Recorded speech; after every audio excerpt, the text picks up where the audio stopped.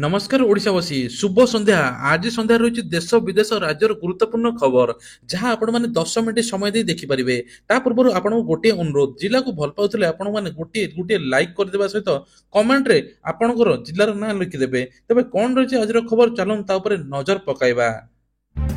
Number 1 निज आवास घर पर निजे सर्वे करेंगे लोके केही योग्य हिताधिकारी बाद पड़े ना खोजी खोजी योग्य हिताधिकारी को दिज्व प्रकृत घर आ हिताधिकारी माने पाइबे घर निज योग्य निजे कि नुहे करेंगे सर्वे दिव्यांग एवं विधवा को अग्राधिकार दिज्व बोली सूचना देइचंती पंचायत राज रवि नायक। आसंता डिसेम्बर रे गाँ गाँ रे सर्वे हेबो 2 मास भितर सर्वे करा जिवो। एही समय भितर तालीम सहित ऑनलाइन रे आवेदन स्टेटस किपरि चेक करिवे से नै मध्ये ट्रेनिंग दिया जिवो एभली कहिसंती मंत्री। आ जो माने प्रकृत योग्य तांको घर मिलिबो तेबे कुआ जाउची किछि अयोग्य माने निजर गाँ रे जमी पटा सब थाई मध्ये सहर रे आवास घर योजना नै जाइचंती तेणु सेमाने जदि अयोग्य बाहरंती तांको मध्ये निजर घर पटा फेरेइबाकू पड़ियो बोली सरकार कहिचंती। सर्वभारतीय डीजी और आईजी सम्मिलनी पई पूरा भुवनेश्वर नो फ्लाइंग जोन मुतयन रहिबे 70 प्लाटून ऊर्ध्व फोर्स तेबे कालीडू सर्वभारतीय डीजी आईजी सम्मिलन रे सिक्योरिटी ब्लैंकेट रहिबो राजधानी तेबे 70 प्लाटून ऊर्ध्व फोर्स रहिबे मुतयन। राज्य पुलिस स्वतंत्र बाहिनी एवं केंद्रीय सशस्त्र बल मुतयन हेबे सजग रहिबे एंटी टेरर फोर्स एवं राज्य केंद्र गुइंदा संस्था एवं तीक्ष्ण नजर रखिए बोली कहिसंती कमिशनर एम देवदत्त सिंह। तेबे कुआ जाउची जे 3 दिनिया सम्मेलन पई भुवनेश्वर पुलिस छाउणी आ सारा शहर रे सुरक्षा मध्ये कड़ाकड़ी विमान बंदर लोकसेवा भवन राजभवन राज्य अतिथि भवन सहित सम्मुख शहर स्थान गुड़िक पुलिस स्कैनर रे आसीबो। पूरा भुवनेश्वर नो फ्लाइंग जोन मध्ये घोषणा कराइछि। तेबे आसंता काली प्रधानमंत्री नरेंद्र मोदी मध्ये आछंती। आलू बाटरे पूर्वतन मुख्यमंत्री नवीन पट्टनायक बाधक भाई कथारे दीदी आलू बंद तेबे पुणी आलू समस्या ओडिशा रे लागू रही तेबे एमिति कहिसंती खाद्य जोगाण मंत्री खाउटी कल्याण मंत्री कृष्णचंद्र पात्र। ओडिशा को आलू सप्लाई बंद करिछि पुणी पश्चिमबंग सरकार गतकाली ठारू पश्चिमबंग आलू ट्रक को जगिचंती फल रे तनखी फाटक दे ओडिशा भीतर को आलू गाड़ी आसी पारु नाही।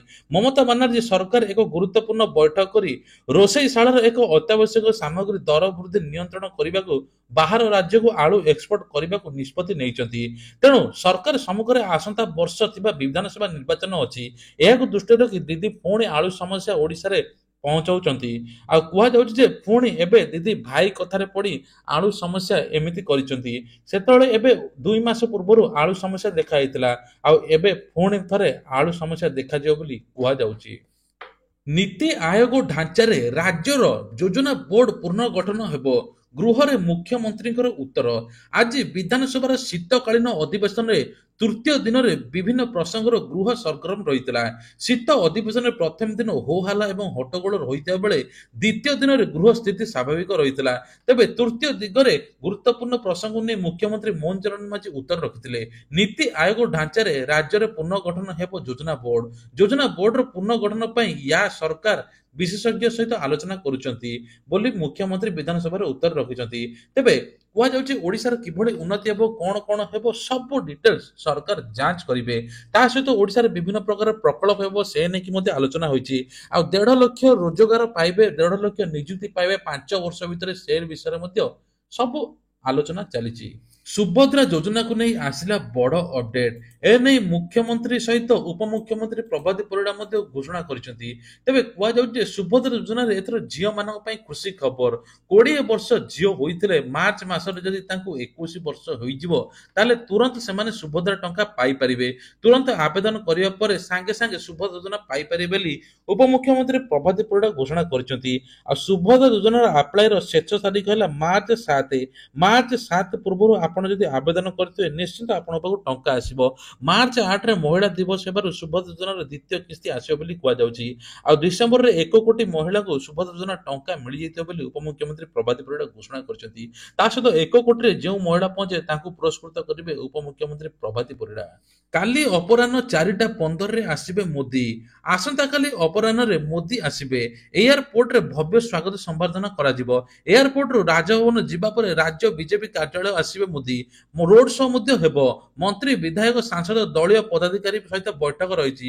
2 ଘଣ୍ଟା କାର୍ଯ୍ୟାଳୟରେ ରହିବା ସହିତ ସମସ୍ତ ଆଲୋଚନା ହେବ। 30ରେ ଡିଜି ସମ୍ମିଳନୀରେ ଯୋଗ ଦେବେ।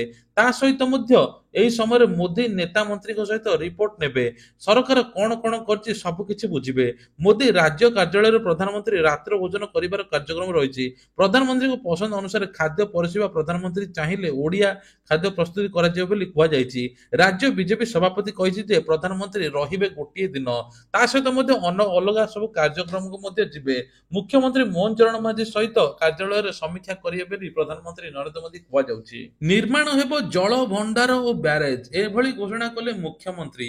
ମହାନଦୀ ଅବବାହିକ ଜଳ ଭଣ୍ଡାର ପ୍ରକଳ୍ପ ସହ ବ୍ୟାରେଜ ନିର୍ମାଣ ହେବ। ଏହି ପ୍ରକଳ୍ପ ପାଇଁ ସର୍ବେକ୍ଷଣ ଅନୁସନ୍ଧାନ କାର୍ଯ୍ୟକ୍ରମ ଚାଲିଛି। ଏନେଇ ବିଧାନସଭାରେ ମୁଖ୍ୟମନ୍ତ୍ରୀ ମୋହନ ଚରଣ ମାଝୀ ଘୋଷଣା ଦେଇଛନ୍ତି। ଆଜି ବିଧାନସଭା ଶୀତ ଅଧିବେଶନ ତୃତୀୟ ଦିନ ମଧ୍ୟ ଥିଲା। ପ୍ରଶ୍ନକାଳରେ ବିଭିନ୍ନ ପ୍ରସଙ୍ଗକୁ ନେଇ ଉଭୟ ବିରୋଧୀ ଏବଂ ଶାସକ ଦଳର ସଦସ୍ୟମାନେ ପ୍ରଶ୍ନ ଉତ୍ତର ବାଣ ଗୃହେ ବେଶ ସରଗରମ ରହିଛି।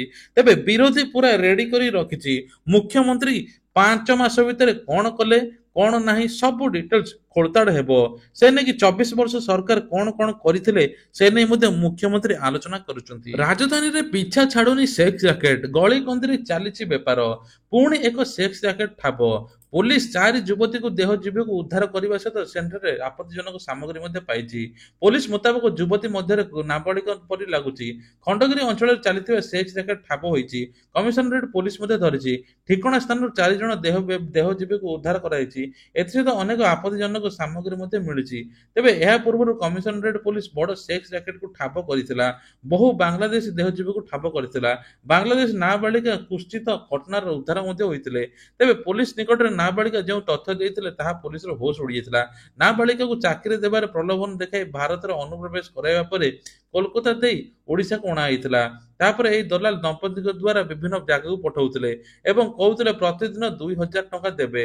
ଏମିତିକି ଗୋଟିଏ ଦିନରେ 12ରୁ 15 ଜଣ ଗ୍ରାହକଙ୍କୁ ପଠାଇବା ପାଇଁ କୁହାଯାଉଥିଲା ନାବାଳିକାକୁ। ମାମଲାରେ ପୋଲିସ ଦଲାଲ ଦମ୍ପତିଙ୍କୁ ମଧ୍ୟ ଗିରଫ କରିଛି। ଏବେ ଖଣ୍ଡଗିରିରୁ ସେକ୍ସ ରାକେଟ ଠାବ ହୋଇଛି, ଯାହାଫଳରେ ପୋଲିସ ପ୍ରଶାସନ ପରେ ପଣିଆ ଉପରେ ପ୍ରଶ୍ନ ଉଠାଇଛି।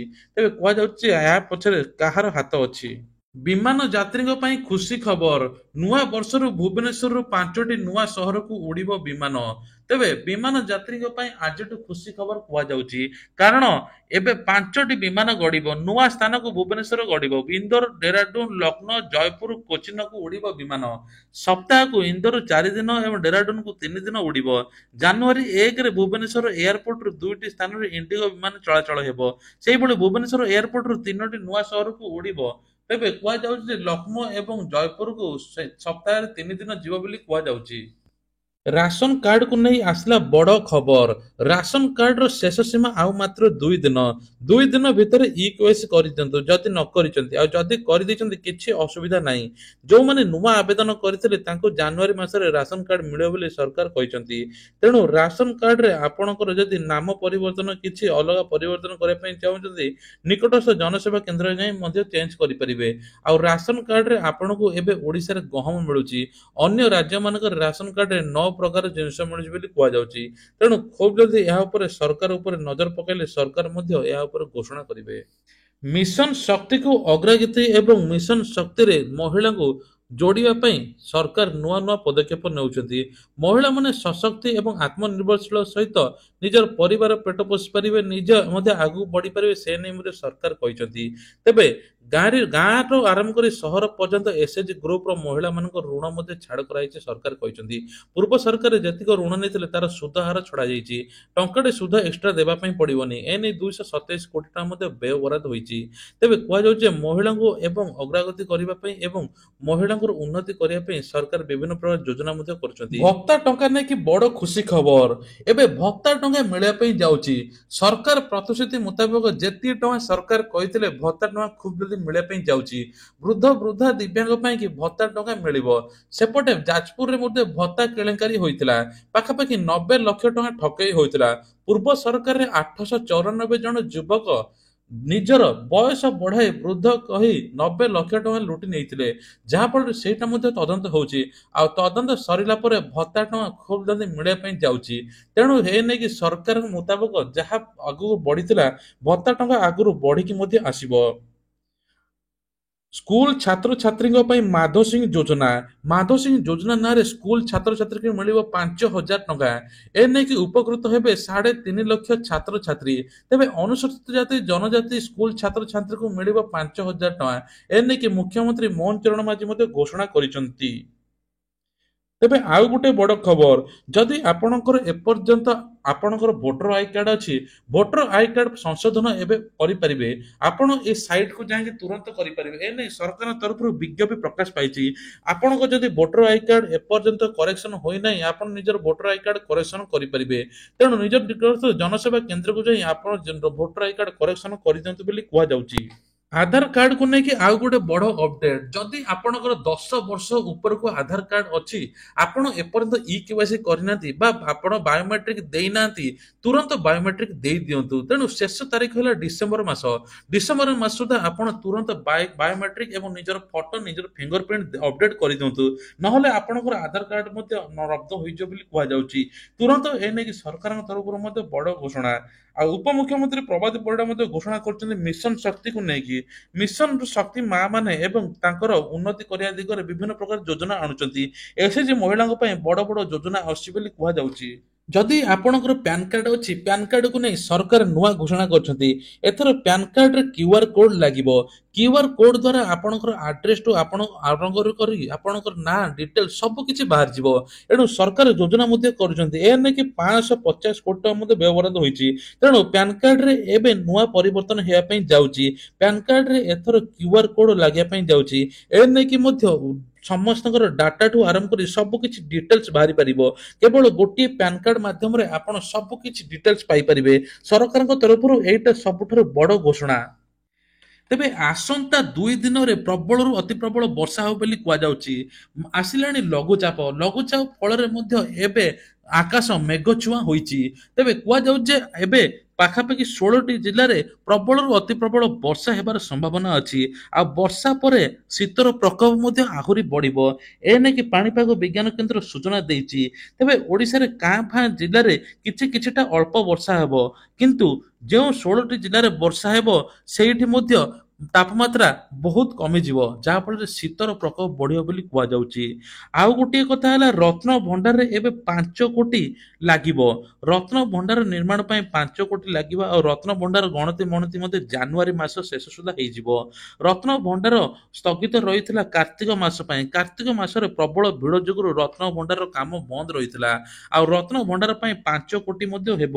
ତା ସହିତ ମଧ୍ୟ ରତ୍ନ ଭଣ୍ଡାର ଗଣତି ମଣତି ଜାନୁଆରୀ ମାସ ଶେଷ ସୁଦ୍ଧା ସରିଯିବ ବୋଲି କୁହାଯାଉଛି। ଆଉ ଗୋଟିଏ କଥା ହେଲା, ଶ୍ରୀମନ୍ଦିରରେ ଲାଗିବ ଏଲଇଡି ଲାଇଟ୍, ଏଲଇଡି ଇନଫର୍ମେସନ, ଯାହା ଫଳରେ ଦର୍ଶକ ଏବଂ ତାଙ୍କର ଶ୍ରଦ୍ଧାଳୁ ମାନେ ସବୁ କିଛି ଇନଫର୍ମେସନ ପାଇପାରିବେ।